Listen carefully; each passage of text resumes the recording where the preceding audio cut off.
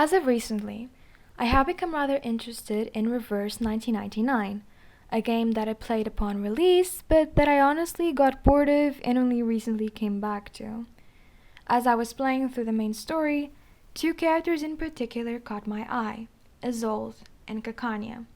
As such, I will try my best to lay out the context to their characters in the story itself, but also within their real world inspirations and how that leads to the fallout in their relationship. I will be talking mostly of what happens throughout Chapter 6 because I haven't played Chapter 7 yet as of this recording, but I will also spoil both Isolde and Kakania's character stories, so you have been warned.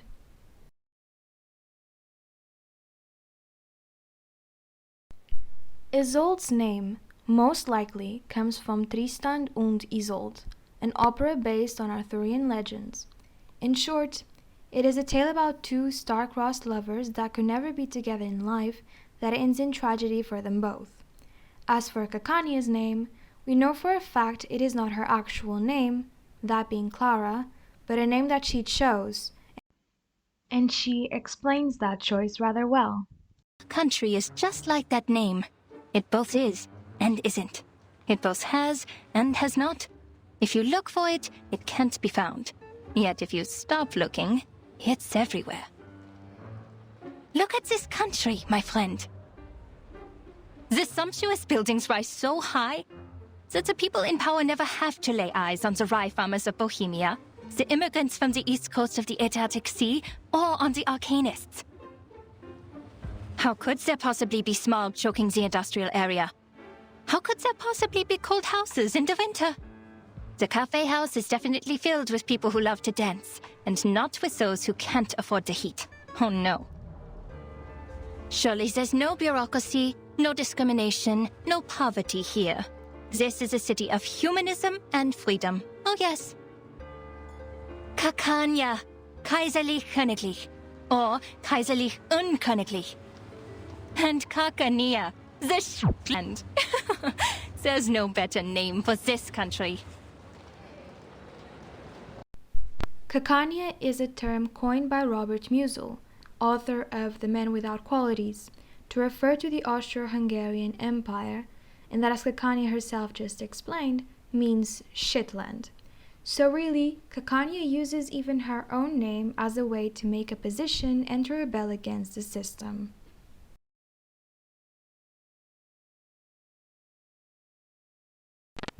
Chapter 6 takes place during the secession movement, more specifically, the Vienna secession that went from 1897 to 1914. This was an art movement formed by the likes of Joseph Hoffmann, probably an inspiration for Madame Hoffmann, or Gustav Klimt. They rebelled against the Association of Austrian Artists due to the latter's inclination towards more traditional art styles. The genres of art that were involved in the secession ranged from paintings to architecture to even furniture. The Salvation, something that I'll talk about more later, is a piece of art made up for this game that is supposed to belong to the movement. Opera, on the other hand, wasn't unpopular, but the height of German-spoken operas, or just operas in general, was earlier, during the mid to late 19th century, which was then dominated by the likes of Richard Wagner, the composer of Tristan und Isolde. Moreover, this chapter takes place in 1914, which is to say, on the brink of the First World War, that is known for having been started because the Austrian Archduke, Franz Ferdinand, was assassinated, which led to Austria-Hungary invading Serbia. As such, even though we are always waiting for the storm to arrive while playing, there is this all-around sense of gloominess considering that, even if the storm didn't happen, this era was still doomed to end.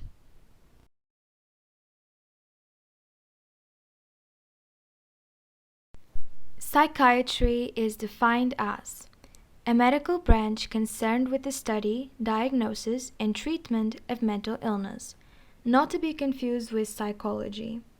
The psychiatrist is a doctor concerned with prescribing medication and diagnosing mental illnesses, while psychologists are focused on providing psychotherapy. Although, For the purposes of Kakania's character, I'm not sure if that matters much. While psychiatry was a term used long before the 20th century, it was only around this time that ideas like outpatient practice were considered. Up until that point, psychiatrists were separated from the rest of the medical field and seen as asylum keepers. This particular idea of these patients not having to stay at the hospital came from none other than Sigmund Freud. I feel as though I should dedicate a section to Freud specifically, considering that Kakania follows his doctrines, so here are my thoughts on that. Freud is oftentimes considered the father of psychology for a reason. He's the person that shed light on psychoanalysis and to the idea that there's the conscious and the unconscious. Now, it is also true that he often talked about sexuality and tied that back to everything. I mean, even in the game itself they refer to it. However, I'm not inclined to tie this back to Kakania's own ideologies. I mean, obviously the writers knew about this, but still. Or rather, I don't think the writers were thinking too hard about Freud's ideas when making Kakania a follower of his.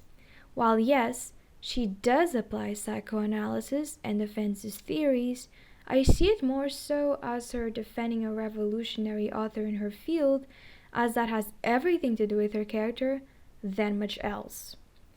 However, a funny thing that I want to bring up is that Freud believes there is a moment where before a patient is cured, they form this attachment to their doctor, be it a feeling of hostility or of desire, and that to overcome this phase in treatment, it is the doctor's job to show that their feelings don't apply to them, but instead they are a repetition of a situation from infancy.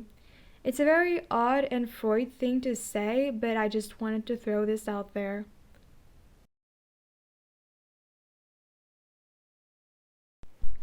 Tosca is an opera by Puccini. It is about Tosca, an opera singer, and Cavaradossi, her lover, who hides away a political prisoner, Angelotti. The policeman, Scarpa, who wishes to get his way with Tosca, manipulates her into giving away the location of Cavaradossi and Angelotti, but promises that as long as Tosca sleeps with him, her lover will be able to escape his death sentence. As such, Tosca does sleep with Scarpa, but kills him afterwards. However, when it seems like her and Cavaradossi are actually going to be able to escape, it turns out that Scarpa betrayed her, and Cavaradossi dies anyway, leading to Tosca committing suicide. I swear this will be relevant later, so remember it.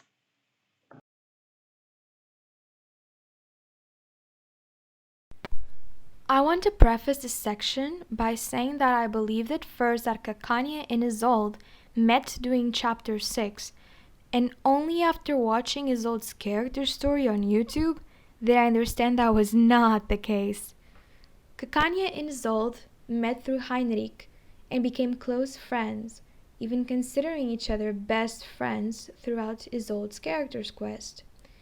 At the end of her story quest, Isolde even makes reference to the idea that everyone in her life is a door, but Kakania is not a door. Instead, she is the key that may open hers, making her Isolde's savior almost. So, yeah, they do seem rather close, but while Isolde's actions throughout the story become more clear with this context, what with her having Kakania as much in consideration as she does, Kakania's seem stupider.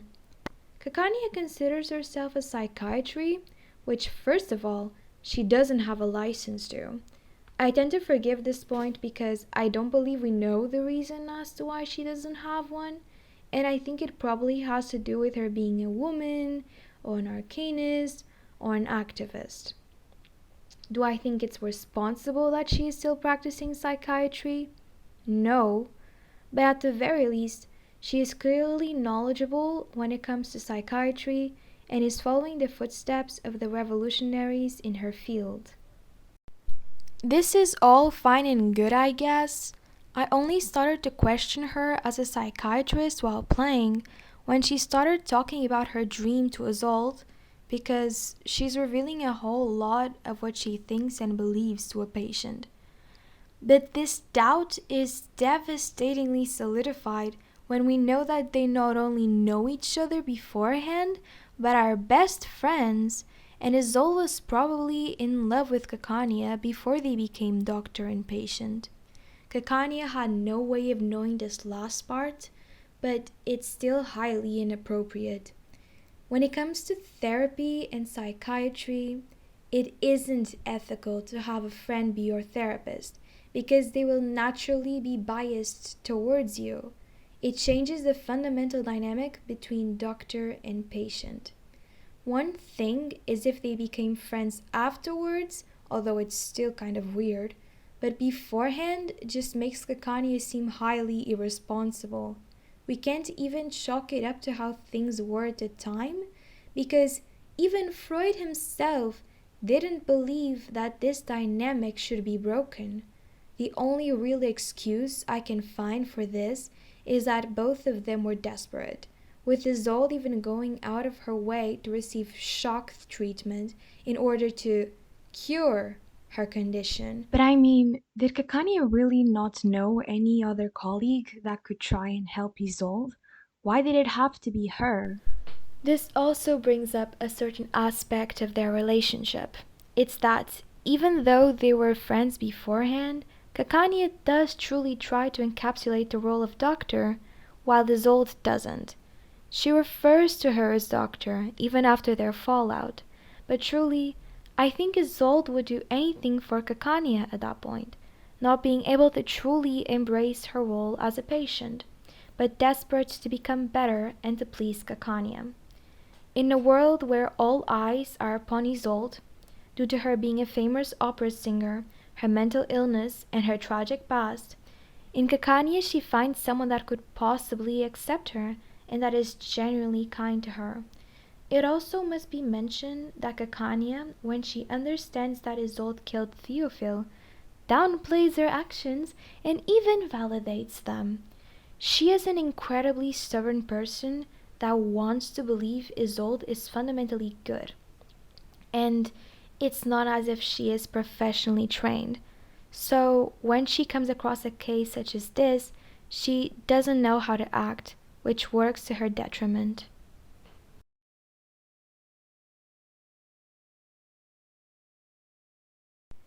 Kakania is referred to as an activist. Activist being a person who campaigns to bring about political or social change.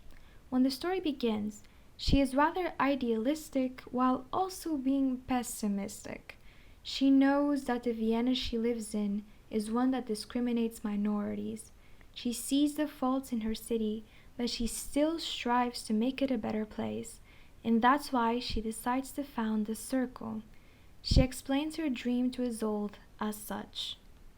I will not show the entire clip because it is quite long, but basically before this, Kakania talks about how arcanists should, first and foremost, be seen as people, but instead they are seen as decorations that should have no say in the culture, and their talents are defined as diseases.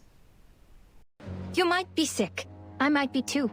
But the truth is, this whole society is sick. You can't just treat the individual and ignore the bigger picture.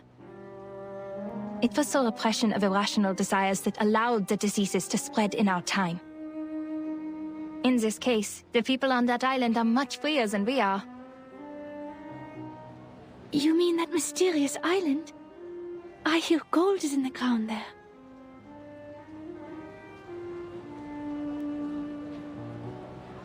Remember the lady from the Foundation? Yes. Why? She said the arcanists on that island are not lunatics, and they're living a life free of restrictions. Doesn't that sound great? If we could form our own society, like those artistic associations, and have control over our own production and labor. This must have been some kind of enlightenment. I can almost see it. They'll show us another way of life, a kingdom free of oppression. To help them is to help ourselves. And that's also what your exhibit is about.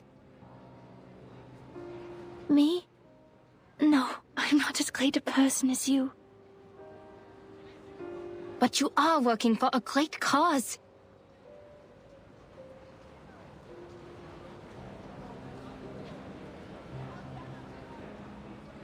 Isolde, my friend, I've shared my dream with you, and I hope one day it'll become your own, until the day when everyone shares the same dream. Our society needs a revolution, a radical surgery. We urgently need a new vision to reunite us at the dawn of the new century.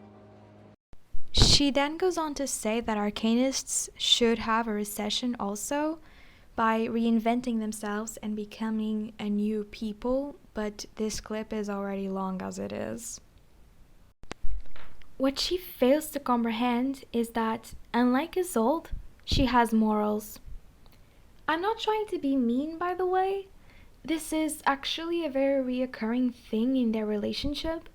They want so badly to understand the other and for them to be who they want them to be, that they fail to see the person they actually are, ending up in disappointment for them both. But I digress. What I mean to say by claiming that Kakania has morals is that even though she sees all the injustices in her society, there's still a line she's unwilling to cross, like killing people. Isolde, on the other hand, doesn't feel this way. Kakania is one of, if not the only person in her life that treats her with sympathy and care. So, when she reveals to her her life dream, she adopts it as her own without the inhibitions Kakania has and that society has put upon Isolde for once. Also, because Kakania has been enabling Isolde in saying that there's nothing that is truly wrong with her actions, what with her killing her brother and whatnot, Isolde didn't even consider that Kakania could have been mad at her actions. See, the irony in the fact that Kakania is an activist is that she doesn't take action. She has this idealistic and perhaps naive view of how things will change, but once Isolde takes things into her own hands by murdering those that stop Kakania's dream from happening and causing chaos, and ultimately, when Isolde tries to uphold Kakania's dream for a world where arcanists aren't discriminated, although in a distorted manner, Kakania quite literally runs. She suddenly doesn't know what to make of her dream and of her friend. She is brutally awakened by the reality that, perhaps, her dream will never come to pass in the way she intended, if for no other reason than because the storm is coming, but also by the reality of who Isolde is, and that it is not the kind, soft-spoken, easily curable person she hoped she was. Isolde, on the other hand, by only having Kakania in consideration and nothing else, ultimately loses, because she too failed to understand who Kakania was, and that she is not who will save Isolde from her own misery.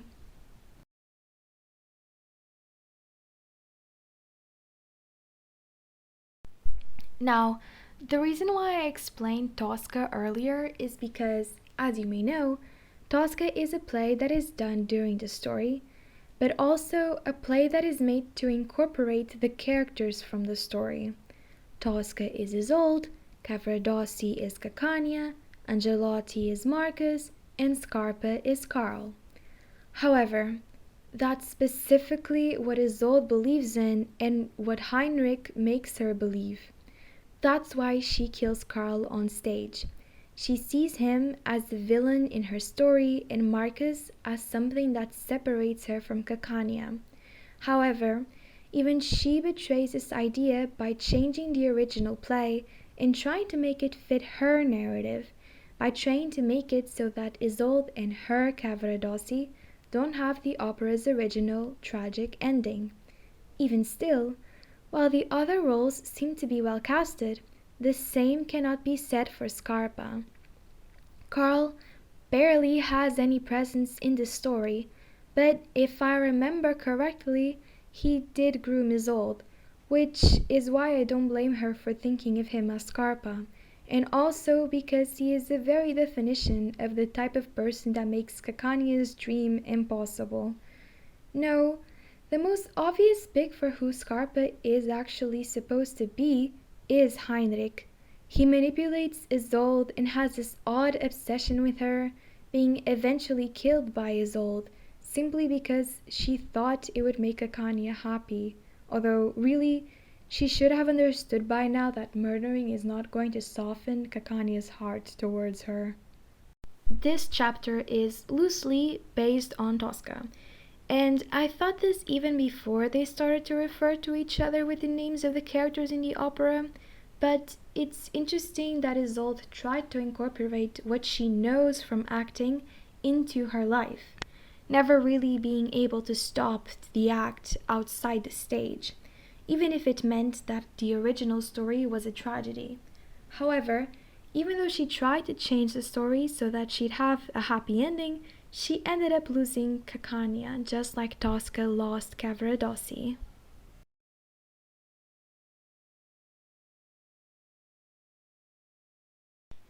In the end, even though Kakania fought a duel to stop Isolde from being hypnotized, she herself ends up hypnotizing her, because she sees no other option.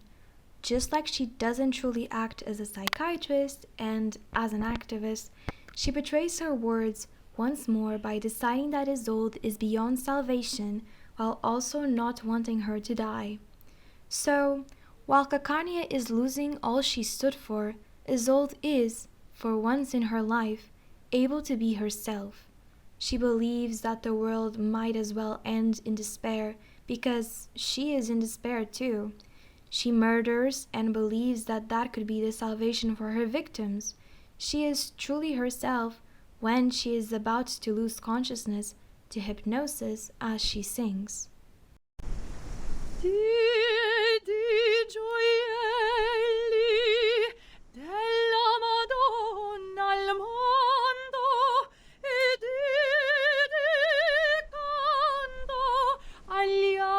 Al ciel che ne radian più belli nell'ora del dolor perché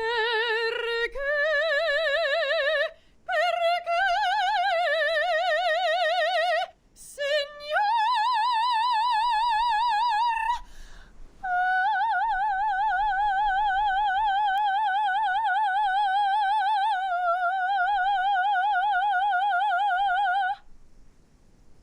perché me ne rimuovere così.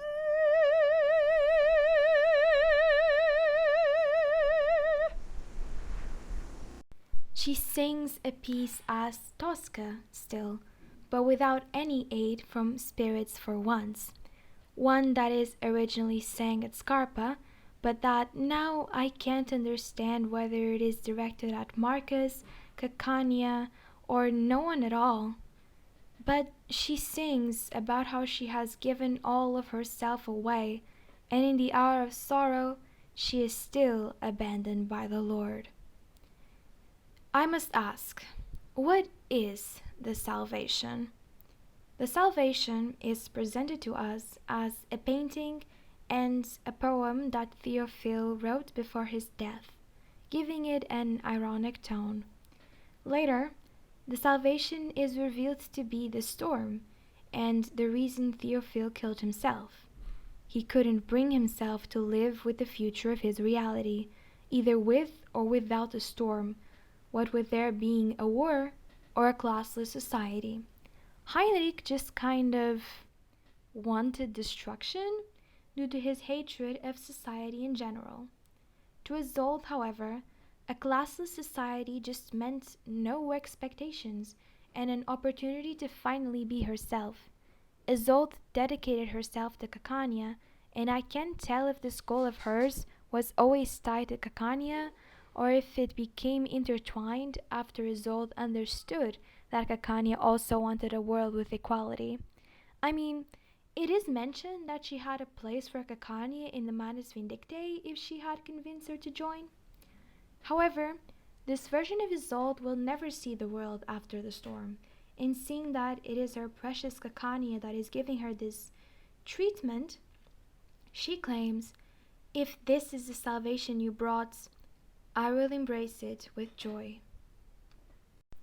Kakania doesn't really have a definition of what salvation is for her during the main story, but during her character quest, when she is finally allowed to visit Isolde but hears her sing, she decides against going to her, claiming, "If this is the salvation you'd hoped for, I will accept it, if I must." Kakania feels responsible for what happened in Vienna and what happened to Isolde. She wants to see her, but because she doesn't know how to cure her, she makes it so that they don't interact with one another, going as far as pretending she is one of Isolde's hallucinations in their wilderness interaction. I can't say this is a truly selfless action, but she is clearly still shaken by what happened in chapter 6, and since she doesn't know how to cure her friend, Kakania deprives herself of seeing the one she called her best friend in all of Vienna once, a city that no longer exists.